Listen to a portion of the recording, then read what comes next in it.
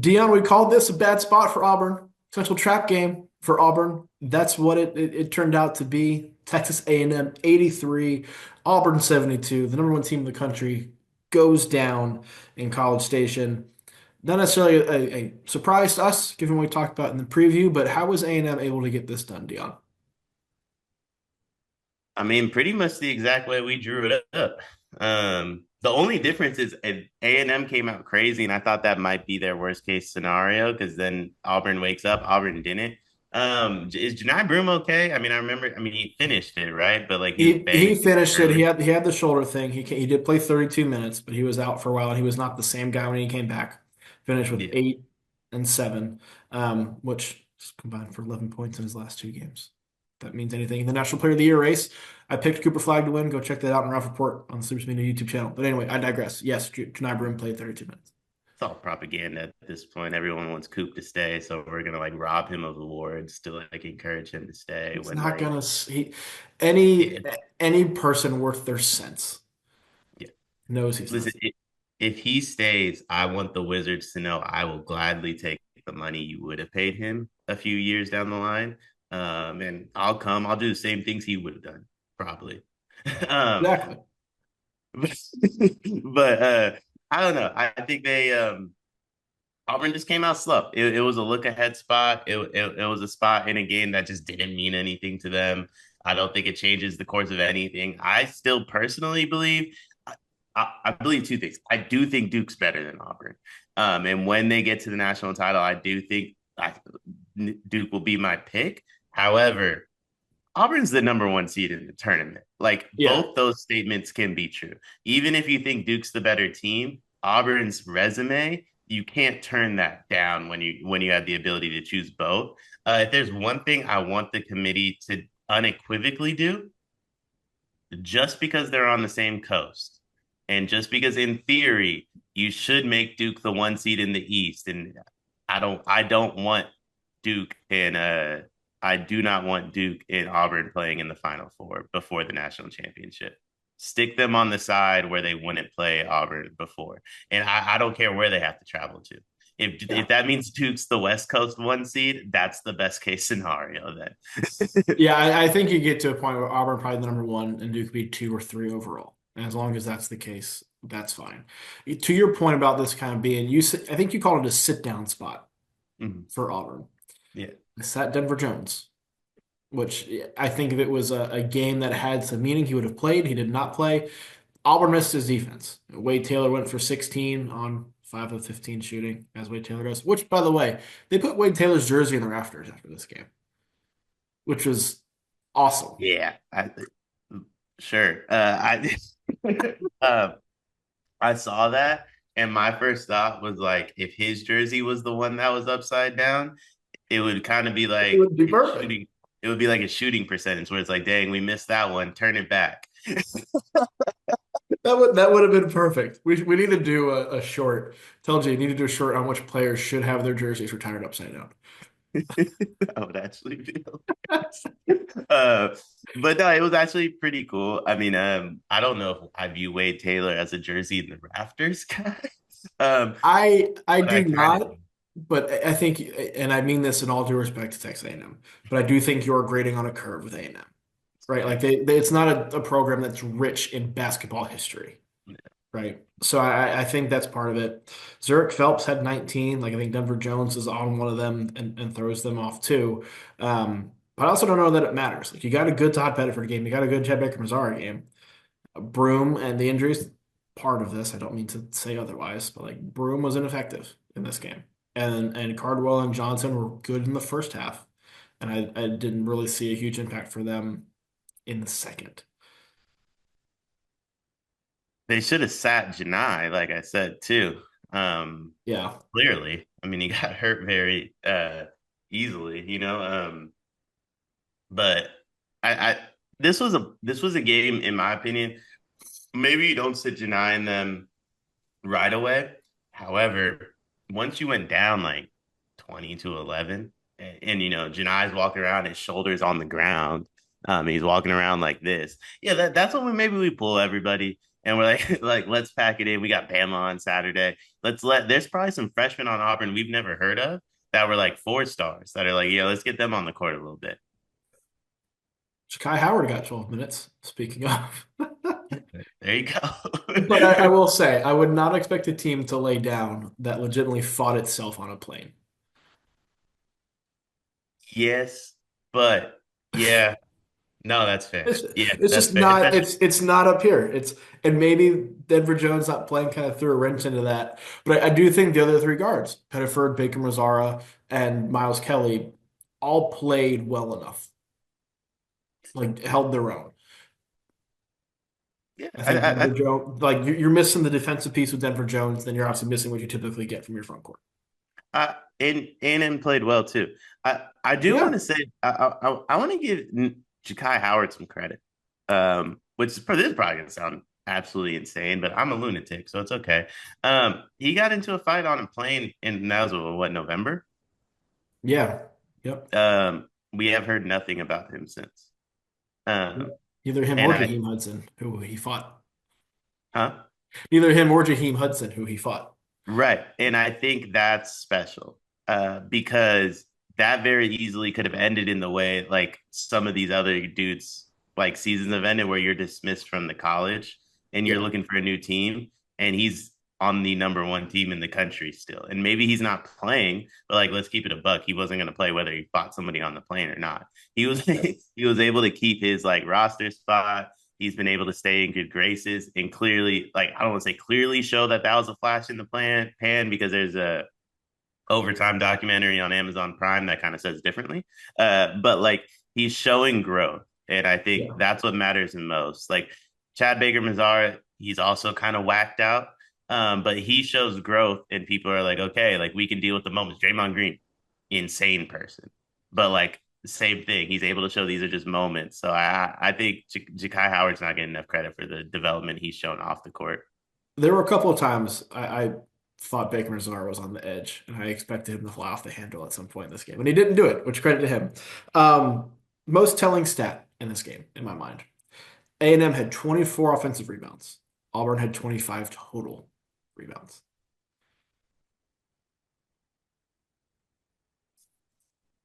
Yikes! Yeah, A&M Yikes! won the rebounding battle 41 to 25. 24 of them were offense rebounds. Like mentioned, like the front court just didn't have it for Auburn. And Auburn is a really good offense rebounding team. Defense rebounding, they're okay. But A&M just came in and punked them up front.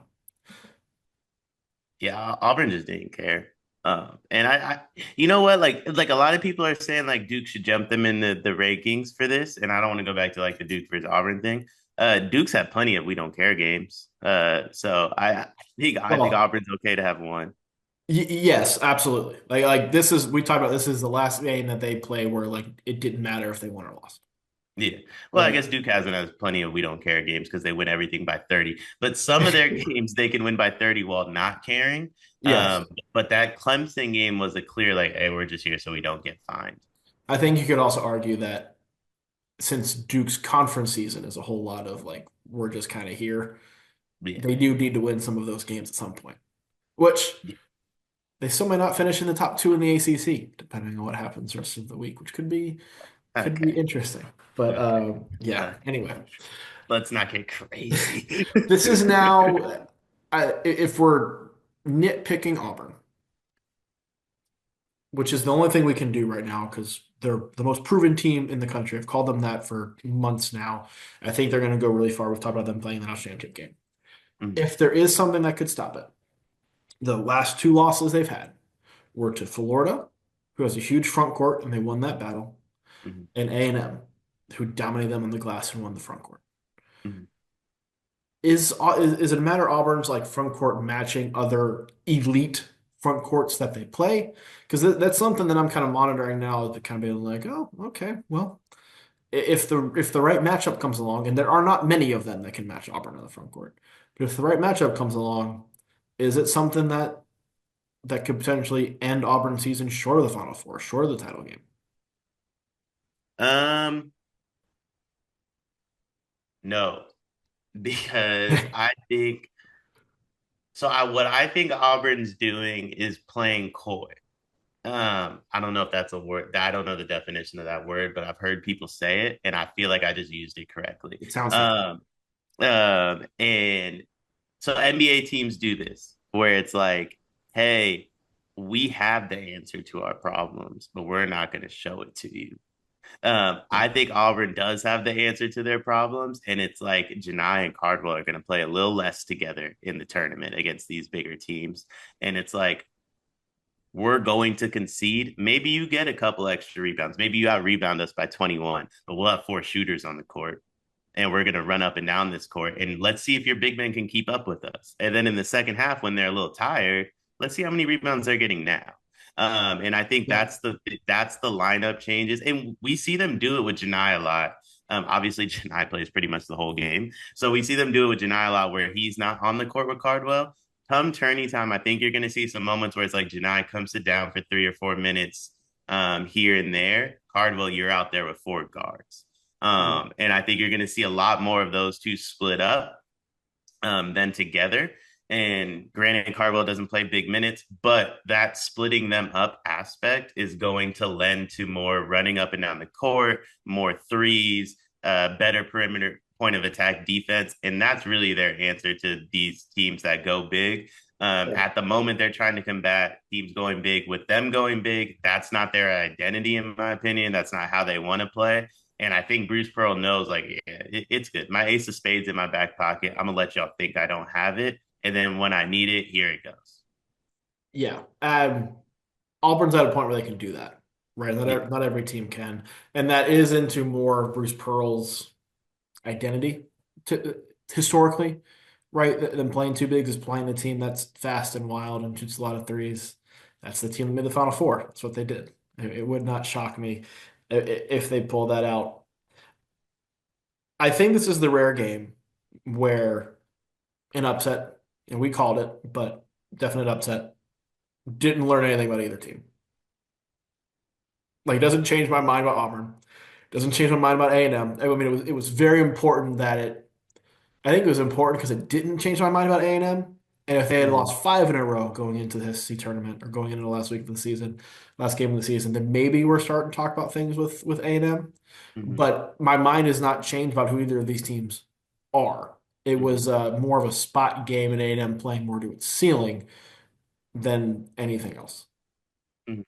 Yeah, I don't disagree with that by any means. I think it's a there's nothing Auburn can do that could change my mind on them. Yeah. Much like there's nothing Duke could do. And that includes like a flame out in the NCAA tournament for either of these teams. Like if they lost early, I'd be like, that sucks for us as fans and for them as players, because like the more Duke and Auburn play, the better for everybody. But like it wouldn't change my mind that they're one of the two best teams in the country. That's cemented. Unless they play each other, I'm picking one of them to win. Besides this A&M game, I guess. But the only thing that changed my mind on it a little bit when it came to Auburn is situationally. I think Bruce Pearl missed an opportunity here to Yeah. get his guys some rest that need it.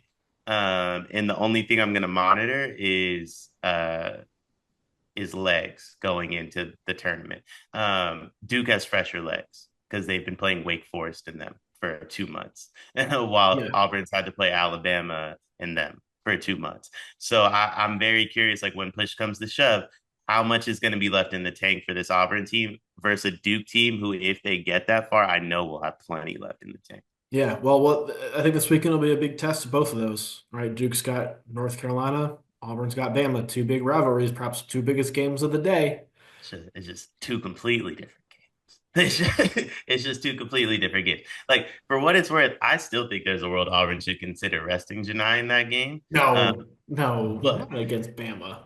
I think they're Auburn and Duke, in my opinion, one of them's gonna get. I don't know what. I'm not a bracket guy. I'm still learning. Like the bracket confuses me. I don't know what's on each side, but one of Auburn and Duke's gonna have to travel across the country. I think for the Sweet 16, just for them to be separated.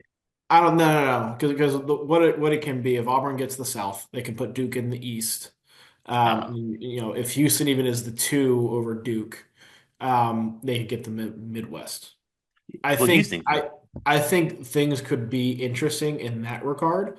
Um, if Alabama beats Auburn, and well, so if they beat Florida, if they win out, beat Florida, Mhm, beat Auburn, win the SEC, or go to the SEC championship game, because mhm. they're already the 2 seed in the original release. If they do that, I think they could get there. And then maybe you put Bama in the East or Auburn goes, like I don't know how you juggle that, but that'd be the only thing where maybe you're sending Duke to the Midwest. Or if Duke loses to UNC, maybe Duke falls down and is the last 1 seed. It does have to go out west. If Duke loses to UNC, let's make them a 2 seed. That this is not a year where that should happen. But I just think like it's a world where like you have an opportunity still to get your players a moment. Where if you're Auburn, I don't think that much is affected win or loss. Duke, a little Yeah. bit different of a story. But Duke gets their players moments just within the moment where it's like, Yeah. hey, you can come out now. We're up by 1 million. I just think that Auburn, from what I saw, would this is this, this might end up being a rough take, but I think Auburn would benefit from a flame out in the SEC tournament more than winning it. Yeah.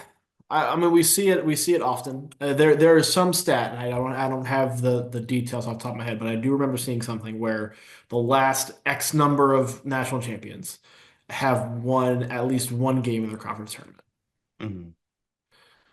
but a certain percentage of them have not won a conference tournament. It's just a matter of like proving you can win a game, Yeah, and then it's some benefit to having the extra rest, some benefit to just playing really well and being a really good team. yeah, So I'm with you as long as Auburn wins that first game. And they're probably proof enough to where even if they don't win that first game, exceptions happen all the time. There's always the stats like, the last 25 champions have been top this in Ken Palm offense and top this Ken Palm defense, except for this team and this team and this team. Right? yeah. There's always the excepts that come in there. And Auburn to me would be an exception if that happened. Um, but I think they probably win that first game. Yeah, I agree. I agree. Honestly, I think they probably win the tournament, but I just think there's a world where like they would actually there'd be some benefit to it. I mean, you know, Get clown rest. NBA Get players guys all you want healthy. for rest, it does build them up for that 16 games. And Yeah. I don't think you need as much rest for 6 games as you do 16 or 82 versus 35, whatever the number is. However, there were some tired legs out there. There were some heavy legs out there. There was some heavy, heavy breathing from that Auburn team. And I just think they need a moment to like just decompress. Long season. They've won Yeah. the SEC. They've proven their point. If you're telling me they lose on Wednesday instead of Friday in the SEC tournament or Thursday instead of Saturday, whatever day it would be, give them those 2 extra days, give them a week off. They need it. Yeah, I will say A&M probably wears on you more than anybody else in the country. So some of that has probably to do with playing A&M. The good news is, I believe Auburn would not play till Friday in the SEC tournament. So you play Saturday, you basically have a week off, Yeah. and then you're playing then the NCAA tournament Thursday or Friday. So there are some breaks there, but if you're playing one game or 2 games as opposed to 3 high level games next weekend, there are some benefits to that too. You want to win the SEC, you want to win every game you play. There are some benefits. But shout out A&M, big victory. One that probably helps them secure a top 3 or top 4 protected seed in the NCAA tournament. Things were looking a bit iffy for a while, but good win for A&M. What a moment for Wade to beat the number one team in the country that didn't get his jersey retired. That's pretty dope. Pretty dope. Shout out Wade Taylor.